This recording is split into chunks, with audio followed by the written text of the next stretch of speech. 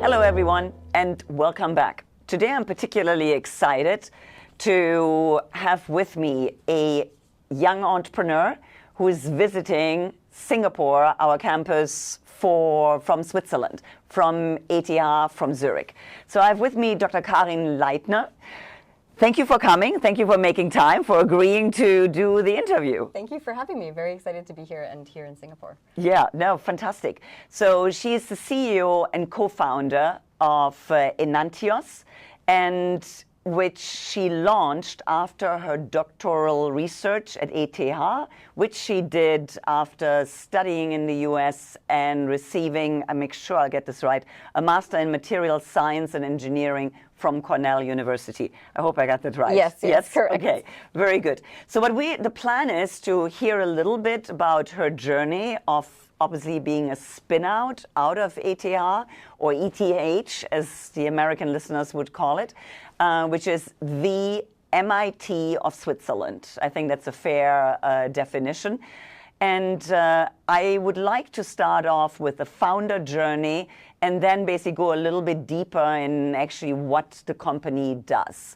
But knowing my audience, a little bit about your journey. So from ETH lab to a startup. So what was the kind of spark that made you decide that you will literally take the plunge and actually turn this idea, which from what I understand was your PhD thesis, into a real company, into a commercializable product? Yeah, so good question. I think, I worked a bit before my PhD, and that's where this little seed of entrepreneurship came from, because I saw what could go very wrong in a startup, but I saw how much value you can create so quickly. So that was a bit in the back of my mind. And then at the end of my PhD, I had this working thing, and I knew it functioned well, it was great. But no one would actually use it unless it took that next step into commercialization. I had all these requests to do measurements. And then I started seriously looking at, okay, well, the next step for this technology is to bring it to people who need the information it provides. And the only way that actually happens is through commercialization. So that was the thought. And then the actual journey was grant application 1, rejected, applied again, applied for another one, and then, very up and down. But we originally got a bit of seed funding, actually from the European Space Agency Business Incubation Program in Switzerland, which allowed us to launch the company and got us that foot in the door on commercialization. Okay, fantastic. How did you find your co-founders? Were they part of your PhD program, or was that part of the journey? So originally, there was a point we were about 4 co-founders. So one is our professor, Professor David Norris. He's an American actually originally, but professor at ETH or ETH in mechanical engineering. So he was my PhD advisor, and he joined the team kind of to support us. And then originally I had 2 other co-founders. One he worked in the group as well. And the other, who is my current co-founder, Dr. Roman Wies, I met the first day I moved to Switzerland, actually. So we worked together and did research together and had a long history. And he was looking to do something new. And I said, hey, why don't you join me on this journey? He also had worked in some startups, so he had a bit of that interest and that seed as well. And then we started the company together. Okay. So both of you scientists, but both of you also with experience in business, startups, and entrepreneurship from the get-go. Yes, yeah. And I think that you see that a lot in how our company is built up, that we're not directly from academia. So both of us have this strong understanding that structure can be a good thing in a company, and it's kind of necessary. And a lot of how we've built the company is planning for it to grow, both on the tech side and on the team side. And that really comes from our experience in industry. And yeah, that's something that I think brings a lot of strength for both of us. And also what we did, which in retrospect was really brilliant at the time, it was just because I was sick of doing the tech. But I built our first gen instrument. It was a spin out of my PhD work, but my co-founder, Roman, he's CTO. So he actually took that and then built it into a commercial product.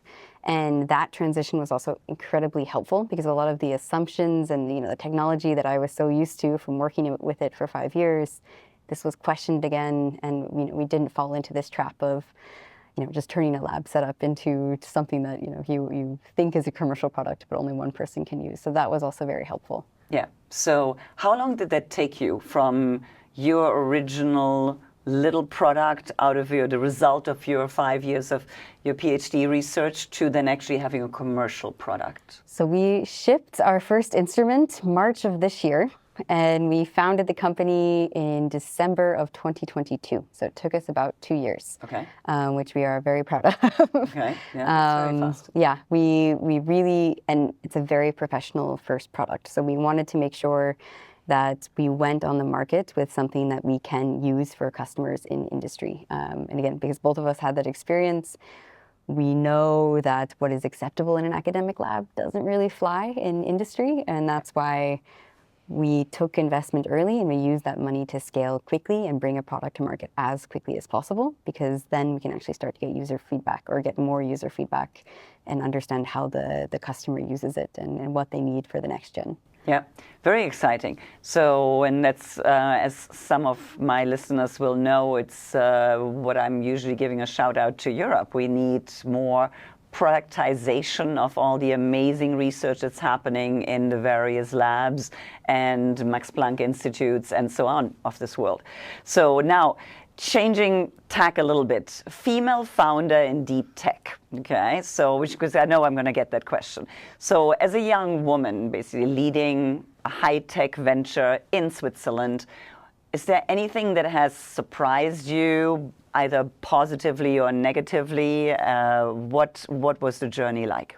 So I think that in some ways it's an advantage to be coming into entrepreneurship as a woman in DEEPTECH, because you're used to working in spaces that are sometimes predominantly male.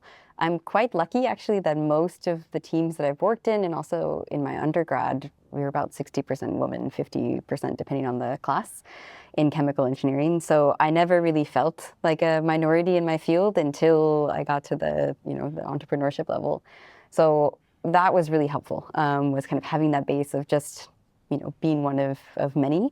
And then, when I did start working in more specialized teams, being the only woman in the room was something I had to get used to. And also working with people who were very different from me in terms of background. When I was a working engineer, most of my colleagues were about 20 years older than me, had kids my age, and all men. And so, yeah, I learned how to work with them and you find common ground. As an entrepreneur, I mean, it is for sure in Europe and in Switzerland, it's challenging because, it's still rather unusual to see working women. It's changing. Swiss society is evolving really rapidly, but it's still something where you come up against, different expectations. And it's not that, it's usually not ill intent. It's just, they're not used to it. So I talked to a very established Swiss CEO from another generation, and he just couldn't understand how you could be a CEO and a woman. And it wasn't because he, was negative. It was just something he had never encountered before. So you have to kind of, and I think thinking about it with a positive angle of, they're just, thinking about it positively is the best way to look about it. And yeah, but it was never something that I'm used to working in spaces that are predominantly male. So that's. And now at ENANTIOS, you have a few female colleagues. Right? Yes, yeah. So we're actually majority female in the company. Congratulations. Thank you. Yeah, it wasn't intentional actually. Okay. So I mean, so I'm a female co-founder. My co-founder, operational co-founder, CTO, Roman, is male. And so it wasn't that we set out to have a majority female team. We do think about gender diversity in more about we want gender diversity, background diversity, et cetera, and to have a really balanced team. So we don't want it to skew either way. But one thing that happens is if you have a very public female CEO or public team members, you have this kind of cascade effect. So you have a lot more female applicants. And so we've been very lucky, actually, that we've never had an issue getting good numbers of both male and female applicants for different roles.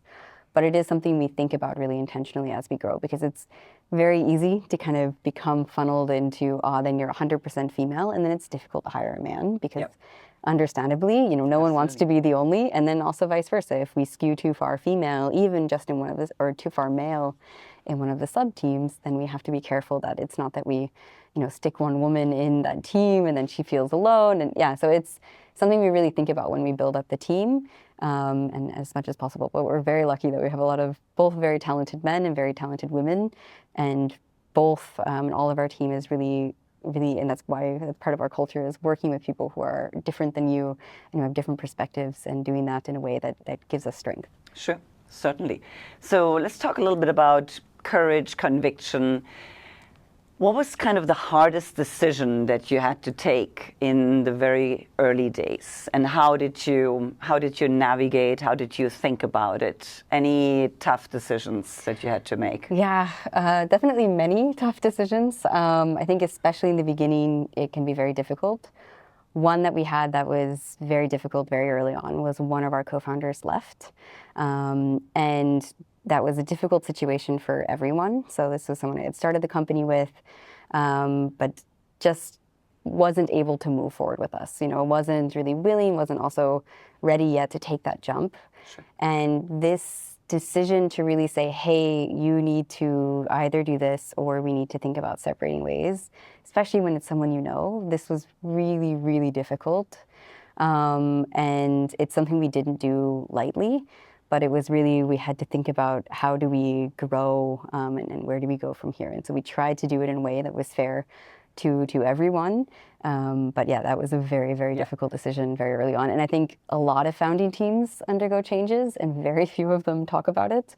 So it's something I try and, while being respectful to everyone, try and at least mention, because we felt like it had only ever happened to us and everyone else had they kept their same co-founders. And then you start to ask people and it's naturally, there's a lot of shift, especially early on. Yeah. Because wanting to start a company and then starting it are very different things. And I have no judgment for someone who's like, actually, this is not for me, after I realize how risky and how up and down it is, because it's a challenge. No, co-founder dynamics are super important. It's actually something the startups I work with, I really make them sit down and actually put it on paper. Yeah. Who is responsible for what? Yep. Where is your strengths? Yep. What do you bring to the table? Yep. And really force them to think about it, because I think that's kind of step one. Yeah. And most founding teams in the beginning, when it's all excitement and all roses, they don't think about it. Yeah. And it's harder the longer you wait. Yes. So now let's talk about ENANTIOS, okay? So for a non-scientific audience, can you explain in simple terms the problem that ENANTIOS solves and why it really matters in the industry?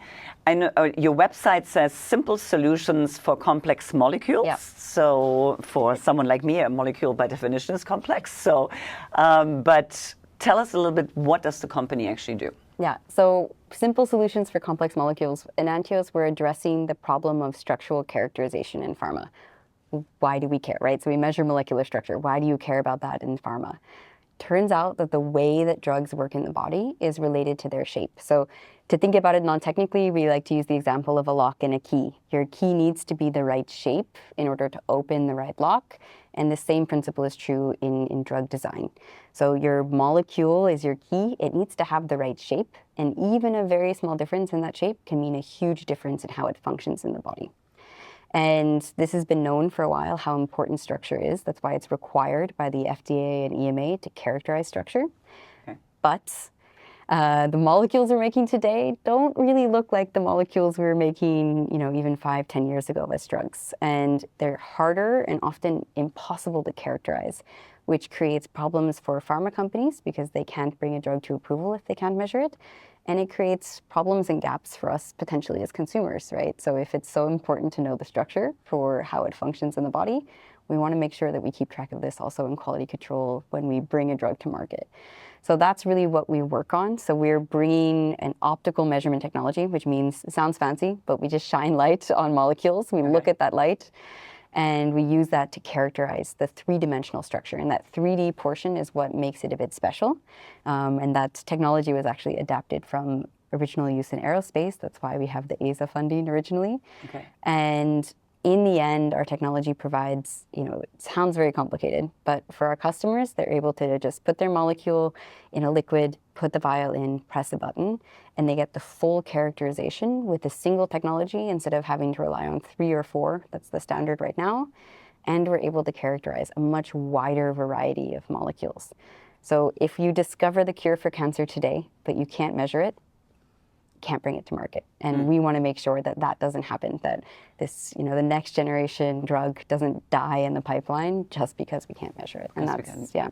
So it's I assume it's faster. Yes. That makes it cheaper Yes. for the process. And you said it's a wider spectrum of molecules that you can measure. Yes, exactly. Because in pharma, faster and cheaper is great, but it's usually not enough to break into the market. That's kind of the reality, especially on pharma tech, so things that supply to pharma.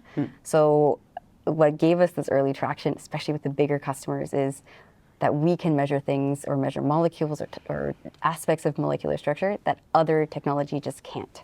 Okay. And so being able to do something where there's no other option, that's a much stronger sale to pharma than just being able to do faster and better and cheaper, which we also can. So once we're in, we accelerate development, we have better and faster and cheaper quality control, quality assurance checks. Interesting. So you only went commercial, or you only went public with your product in January this year, but you have revenue. Yes, yeah, we're very proud. So we actually already had a little bit of revenue last year. We shipped our first instrument to a research lab in March, and we're now working with 2 of the top 10 pharma companies in the world on measurement as a service contracts, where they send us molecules and we send some information back, as well as other customers, CDMOs and biotech companies. So we're really, even though we are very early, we're really excited about the customer traction we have, and I think that's a strong indication of the need and the pull. How did you get your first paying customer on board? So we have kind of 2 products. We have the measurement as a service, and then we have the instruments, so the tool, the box. The measurement as a service, so that was our first kind of pharma industry customer. Good old-fashioned LinkedIn outreach and you know, kind of the push and you know, lots of contact points. I think that customer, I got a contact via LinkedIn who had posted something about molecules, and then I messaged, and then had another team, and then had several meetings, and it took a very long time to get that first contract signed, but we got it in the end. And then the first instrument customer, we really benefited from our reputation in academia. So he was interested in a measurement tool, and he asked one of the experts in the field, where would you buy it? And he's like, oh, have you heard from this startup ENANTIOS? They're actually commercializing this product from ETH, and we beat a competitive quoting process, so we're very proud that we were able to do that even for our first instrument. Sure, fantastic. So you're in the process of raising your Series A. What is next then? I mean, what's the hardest in deep tech when it comes to growing and scaling? Deep tech, generally, I think it depends a lot on where the market is. I think for us, because we're in pharma, one of the biggest challenges is now we have this early market traction, moving into market growth, really a sustainable customer pipeline and sales pipeline. That's what we hope this Series A funding will allow us to do. So a healthy sales pipeline, healthy customer base, and one of the key value inflection points for us. So right now we mostly sell to discovery and development, so early in the pharma pipeline. But one of our goals as a company is to be used in quality control, quality assurance. So when you're manufacturing a drug, the check to make sure that you're manufacturing the right thing. And for that to happen, our customers have to use our technology in discovery and development, get approval of that molecule, and then go to market with it. And that's something that we're hoping we'll be able to do with the Series A funding.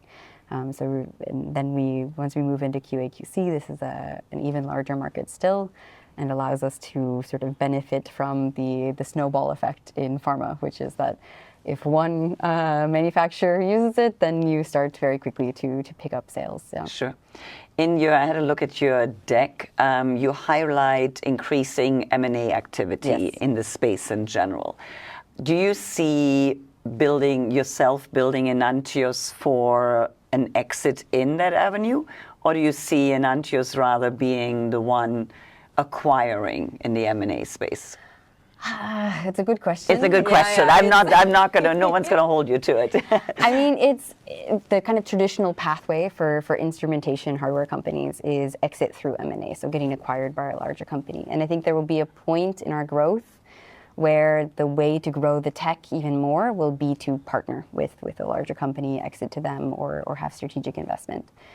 That being said, also part of our internal development strategy is also working with researchers to make sure that we have additional product lines kind of on the market, and we can build our technology space, so kind of mini M&A, as you will, Sure. to build out also our patent and our IP space. So we're flexible. It really depends on where the market goes, but I think there will come a time when we would be holding the company back if we didn't consider partnership in some way. We're thinking that will be a few years down the line after we've really hit this value inflection point with QA/QC, maybe earlier, maybe later, but we're open to these discussions, and I think the most important there is to build these contacts and build the network there early. Sure. So that you know who the names are and everyone knows your name. So that when the time comes, you have a good list. Very nice. From a fundraising point of view, I mean, who would be the typical investors for you or for a round A at this stage? So what we're looking for is kind of mid-sized VC investors, ideally in markets where we hope to expand. So that's one of the things we're doing here in Singapore, is talking to investors here in Singapore, in Asia, Southeast Asia, because it's one of the big markets that we're looking at next. Also the US a little bit as well. So really having an investor who would help kind of a little bit with market entry, or at least has a base in those markets. And also one who really can go and grow with us. So at least, help us as we move on to Series B or exit, who has experience also in hardware deep tech companies. One thing I learned very early on when talking to investors is it doesn't make sense to talk to investors who have a completely different focus. If it's a software, fully software investor who only does SaaS or something, they're not the right ones for us to talk to. Hardware has different timelines. We are very fast for a hardware deep tech company, but that's still what we are at the core. And so having investors who understand that, who've exited or worked with companies in our space is really kind of the sweet spot for us. Yeah. I mean, investors have mandates and there's very little that they can actually do about. Now, a little bit on you personally. So you are American, you through many ways ended up in Switzerland being offered a PhD position at ETH. And what advice would you give maybe another young woman, maybe another young potential entrepreneur or scientist, whether at ETH or at Cornell, who's hesitating between staying in research and starting a company? I like to believe there are many that probably, especially right now with what's going on in AI, are sitting on the fence. Yeah. My biggest advice is to not limit yourself to what you think is possible or what you think you can do. Just try and fail and really open yourself to failure. I think I had to kind of, ninja Jedi mind trick myself of, there is no such thing as failure as long as we're learning, which is true though. As long as you're learning, there is no such thing as failure. And if you have this idea of, I can't be a CEO because I don't have a business degree, or I can't write a 5-year financial forecast because I've never done it before, you learn. And I think that's one of the beautiful things in science is at least for me in my PhD, I realized how much you can learn when you really just try. But I think in order for you to do that, in order for that growth to happen, you have to not limit yourself to what you think is possible or what you think you can do. Just, find something that you think is fascinating and go for it. And it's only a failure if you're not learning. And I think that's a really important perspective to have. And it's something that is a bit of a challenge, I think, in Switzerland, where there's a very strong negative societal pressure for perceived failure. So I would do whatever you need to do to isolate yourself from that and just go for it.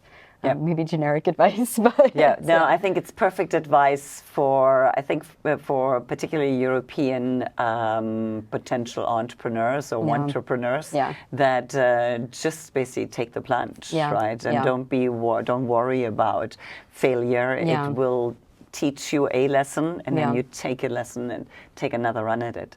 So this was fantastic. Thank you very much. So I think on this note, I think we will stop here. I will share with our audience a little bit more below the YouTube video on where they can find ENANTIOS, potentially how to reach out to you.